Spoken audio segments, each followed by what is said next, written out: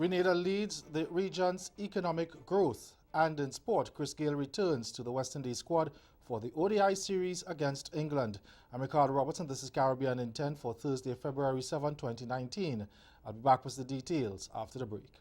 Organizations like the Lorna Lashley Save the Children Foundation know that home construction makes a big difference in the lives of those in need. The foundation is pleased to be one of the recipients of a Memorandum of Understanding between the Division of Infrastructure, Quarries and the Environment and the National Commission for Self-Help Limited. The formal agreement lays the groundwork for CBOs and NGOs like the foundation to benefit from the Commission's construction grants. What is it that we know for a fact, not fiction, uncorroborated, that this president has done that's criminal, unethical, and that would lead to him being impeached? We have no final resolution on anything like that at present. It's just allegations out there. And that is why, to reach closure, the House has to perform an educational function here. That is perhaps the most important element of the House and the Senate here.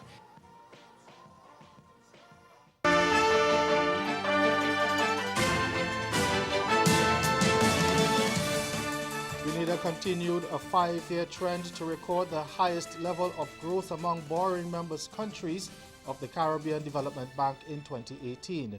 CDB President Dr. Warren Smith told the bank's annual news conference in Barbados today that Grenada's growth rate of 5% was followed by Antigua and Barbuda at 3.5% and Guyana at 3.4% as the highest performing economies.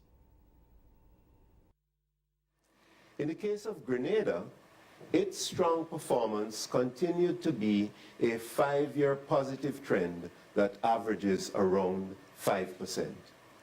For Antigua and Barbuda and some of the other borrowing members that were affected by the 2017 hurricane season, reconstruction efforts contributed in large part to their upturn.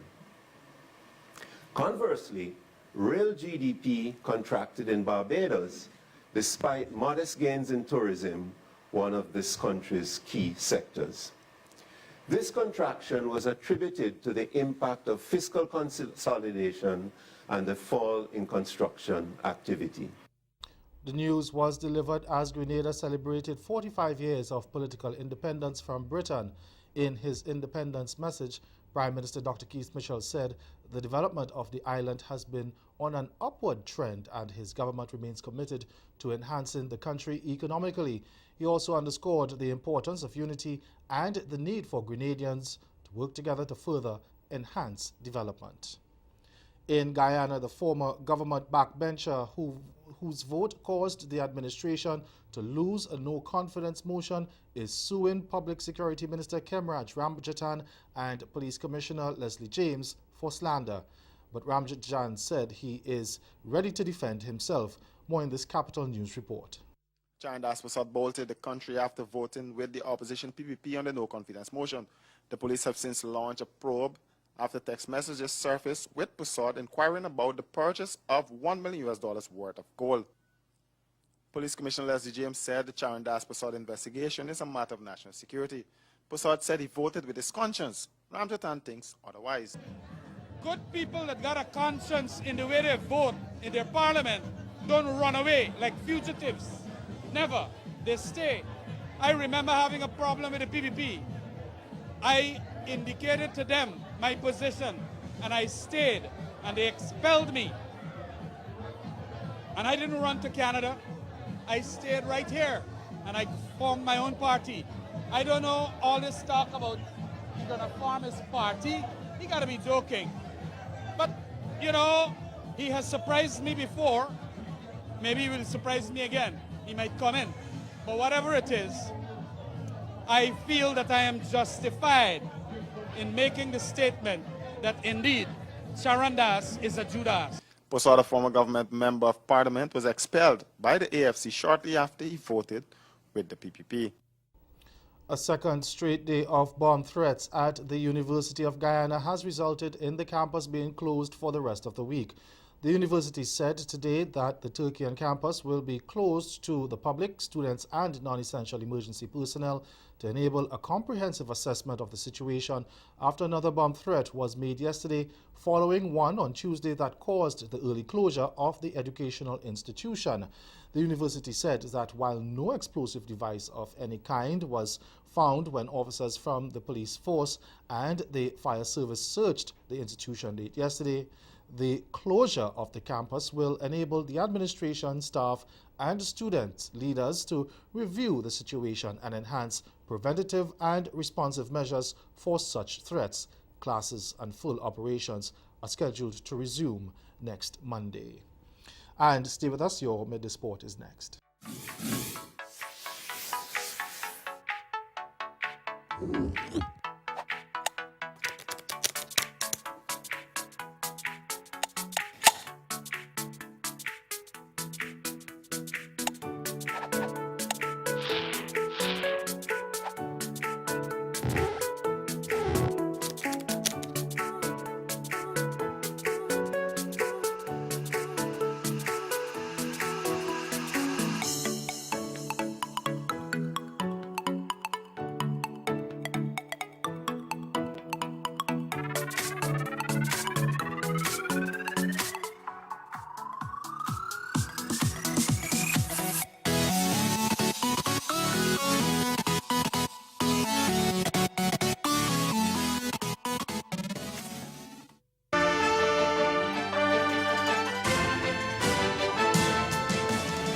The inclusion of veteran opener Chris Gayle is one of several changes to a West Indies 14-man squad named today to face England in the first two one-day internationals of the 5-match series against England starting later this month.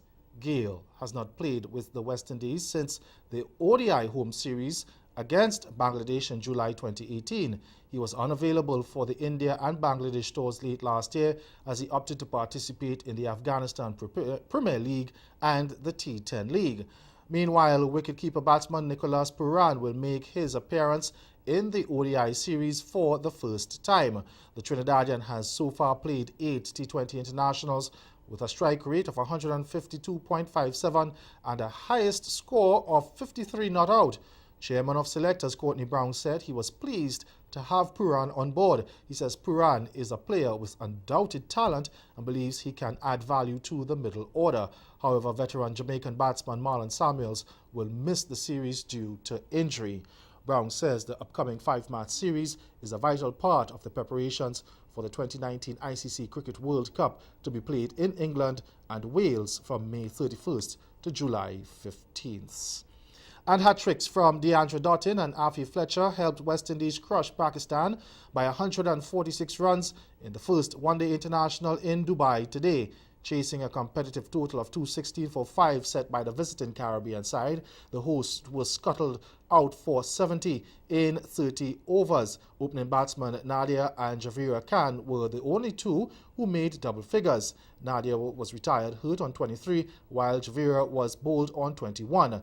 Dottin picked up 3 wickets for 13 runs, while Fletcher finished with figures of 3 for 17.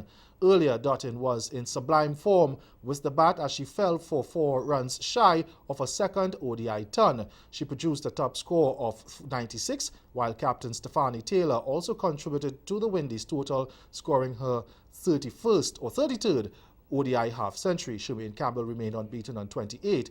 Medium pacer Kainat Imtiaz was the pick of the bowlers for Pakistan. She earned figures of 3 wickets for 49 runs.